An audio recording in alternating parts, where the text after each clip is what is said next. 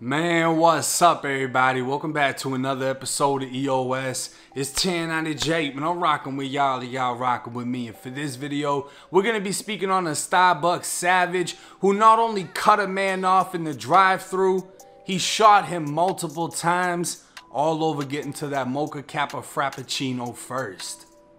April 28th, 2021. Palm Beach County sheriffs heard gunshots coming from east of the District 14 substation. Driving towards the direction of the gunfire, they made their way into a shopping center, finding a 31-year-old man laying on the ground bleeding, suffering multiple gunshot wounds.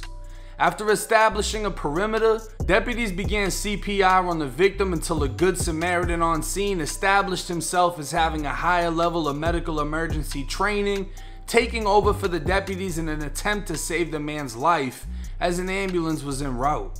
The man was transported to the hospital, dying only an hour and a half later. Multiple witnesses on scene were separated for interviews, one of which giving the plate number to the suspect's vehicle, which was then relayed over the police radio. Deputies arrived at the registered owner's address, finding a silver Nissan Versa on the side of the house. A white male was seen exiting the home carrying tops. He looked up at a police helicopter flying overhead before placing the top over the Nissan and heading back inside. Another vehicle pulled up to the house. A male and a female exited, then entering the home. Minutes later, several people left the home, getting into the vehicle and driving off as they were followed by the police helicopter. A felony traffic stop was conducted on the vehicle and all occupants inside were detained. 3 males, 2 females, and an infant.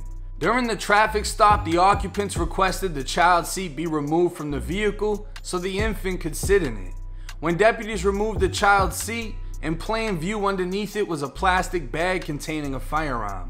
The owner of the vehicle provided written consent to search the vehicle, saying he had no knowledge of a firearm in his car and it didn't belong to him.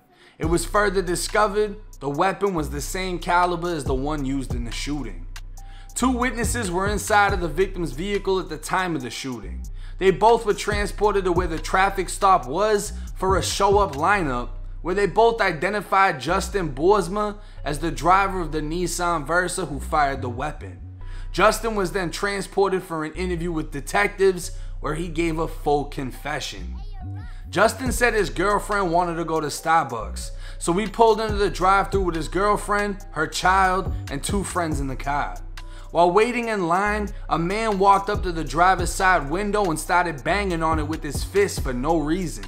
He then grabbed the car door handle, ripping it off the door before walking back to his vehicle behind them. Justin said his girlfriend was screaming the whole time saying, "We have a baby in the car." Justin then grabbed his 9mm Glock from the driver's side door, got out of the car, and shot what he thought was 3 times in the man's direction. When asked why he shot at the man, he said he didn't know what the man had inside of his vehicle and was scared for his girlfriend and her baby. Justin acknowledged at no time did he see the man with the weapon and that he kinda saw the man fall after he fired. When asked why he didn't call the police, Justin couldn't answer. He only said he left because he had to get out of there, he was going to go home, and arrange for a lawyer to turn himself in later in the day. Witness descriptions matched his confession, aside from the fact that he forgot to include the dispute was started when he cut the man off at the drive-thru. The man got out, tried to open Justin's door, punched his window, ripped the door handle off, and before he made it back inside his vehicle was shot multiple times. 5 spent shell casings found at the scene. Justin then took off, swiping into another vehicle in the parking lot, and based off the witness descriptions, the evidence, and his own confession, 19-year-old Justin was charged with first-degree murder with a firearm and discharging a firearm in public. Now, to kill somebody over fucking Starbucks is insane, right? But we really gotta break it down and view things from every single perspective. I've always said this: if you have a gun on you, you're gonna end up using it, especially if you're soft. It takes a motherfucker with balls to pass a gun off and go head up with somebody. It takes somebody with balls to go into a situation without a gun, knowing that they could have brought one. But when you have one on you, if you get into a physical conflict, you're gonna use it because you're not gonna give that person the opportunity to take control of the firearm, which could end in you losing your life. The other dude in the car that got cut off, the victim who was killed, was way too fucking tough to be driving in a Starbucks. Normally, I would imagine somebody getting ripped out of their car and beat the fuck up at a Dunkin' Donuts, cause that's where the tough motherfuckers go. But you acted way too damn tough in a Starbucks. You try to open the man's door, which means you most likely would have put hands on him if the door was open. You punched his window. You ripped the fucking door handle off. The dude's in fear. Doesn't seem like a big kid. He's 19 years old. He's got his girlfriend and his girlfriend's child in the back seat. Now, Buddy's making a move to go back to his car, and the teenager doesn't know if he's going over there to get a weapon, what he's gonna do. So what does he do? He jumps out of the car and he fires. Now, I try to analyze this. Did he fire out of aggression? Did the guy make him feel pussy because he didn't open the door and fight him? Was there something with pride? Or was he truly scared that the man was going to get a weapon? And I had a situation like this in prison. I got into it with somebody. One of my brothers was with me. Dude was like, all right, bet, turned around and went to walk back in his cell, and my brother stopped him from doing so. I went and grabbed some shit. He was gonna go grab some shit, but my brother was able to intervene and tell him, look, don't do that. We knew if he got in his cell, he was gonna grab a knife or whatever he had. My brother already had something on him. I just got what was on me.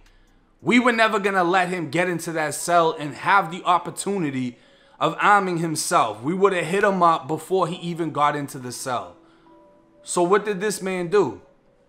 He fired his gun before the man got an opportunity to arm himself if he did have a weapon inside of that vehicle. But unfortunately, prison and the streets is two completely different things.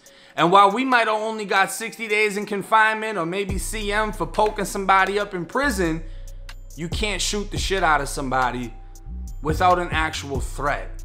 And feeling like, oh, he could have had a weapon is not an actual threat. So now this 19-year-old has been hit with a first-degree murder charge. Why is it first degree? I'm not sure, because it really has to be some form of a premeditation.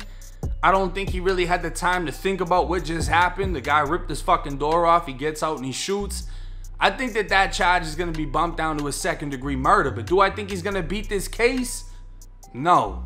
Unfortunately, I don't. I don't think he's going to beat this case. I don't think that man needed to be that tough going up to his vehicle and doing all that extra shit. Even though you got cut off, road rage, some things are better just let it go. Let it go and you live another day. Let it go when you avoid another conflict that could end in a tragedy, which is what this is. A 19-year-old is about to go to prison for forever, and this other dude is dead. And more or less what I think they're gonna try to figure out in court is how much of a fear did he really have, or did he get out of that car because of pride? Because the man basically bitched him up in his own vehicle, so he got out and fired him up in a Starbucks drive-thru. Mind you, there's no getting away with this shit. Starbucks got cameras. The T-Mobile next door recorded this shit on camera. It just didn't actually get him shooting him. But everything was on camera. And then you peeled off, you hit another car, you drove to the house, you covered up the original car with top. The police found that it was missing a door handle. The evidence, there's too much. There's no confusion. They know you did it. Now it's just a matter of what can you be charged with. And at the very best, manslaughter, you can still get hit with 10 years. But there's a lesson to be learned in every case, in every situation. Let shit slide. If somebody cuts you off, fuck them. They want that Starbucks that bad. They want the whipped cream with the drizzled chocolate. Fuck it. Let them get it. I'm a Dunks guy myself. I won't find myself in a Starbucks situation, but you just gotta let things go. Because if you're gonna attack off of every single thing, you're gonna find yourself in a cell, and you're gonna find yourself getting killed. But hey, it's 1090 J. I'm rocking with y'all, and y'all rocking with me. Till next time.